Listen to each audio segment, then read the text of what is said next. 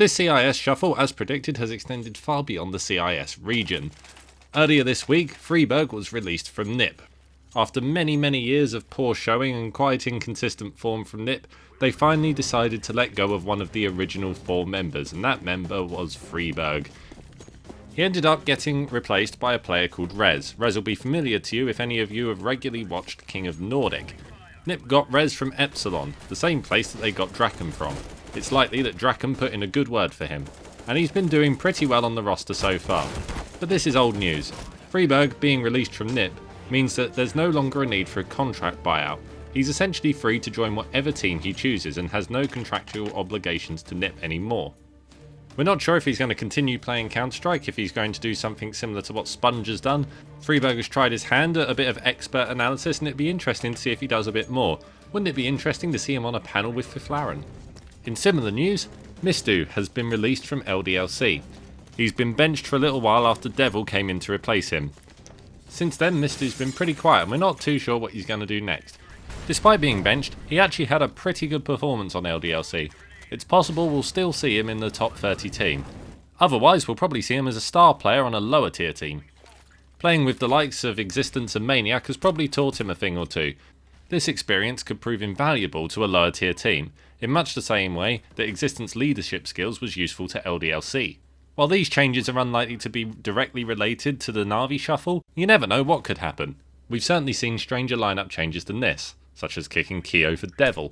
A third contract was released this week that's kind of interesting. LoWel's contract has finished with Mousports. To replace him, they've roped in Sunny. With Guardian replacing Allu on Faze, this significantly reduces the likelihood of a Finnish super team.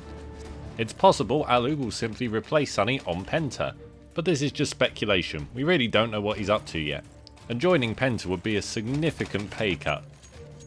I guess the big news here is that Guardian has indeed joined Faze replacing Allu. However, we don't yet know what is to become of Seized. He certainly isn't replacing Kia on Faze, it doesn't look like, unless they've just staggered their contracts for whatever reason. I certainly don't think we've heard the last of Allu, but there aren't too many rumours as to where he might go next, other than joining Penta. Allu does of course know a bit of Swedish from his time with NIP, and Friberg is now floating about as well. While nothing has yet come of the rumoured Fnatic shuffle, there is the very real possibility that we might have some more Swedish speaking freelancers around soon.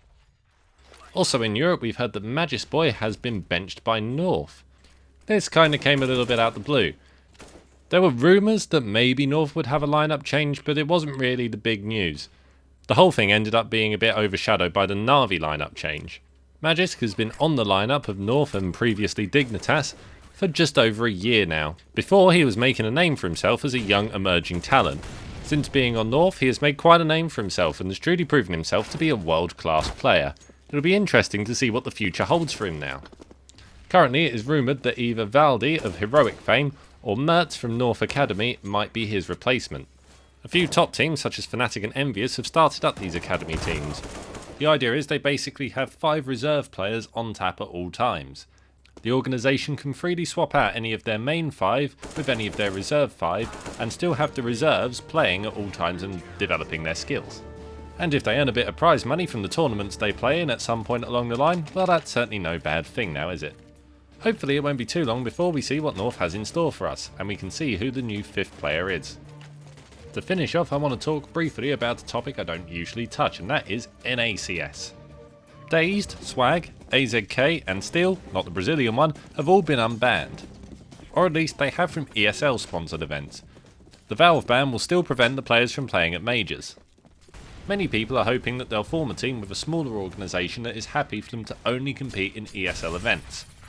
Though Steel suggested that it's possible that Swag and AZK would have difficulty forming a team with DaZed. IBuyPower had conflicts internally even before the match fixing scandal.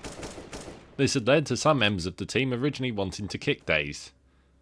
For these reasons, it looks like Steel is going to avoid the IBuyPower lineup for now. That concludes all the news I have on lineup changes for this week. Hopefully this will continue and we'll see what happens to the remaining players. We still have a few freelancers as I mentioned this week. Stick around and hopefully next week we'll have the exciting conclusion of the CIS Shuffle 2017. Bye bye.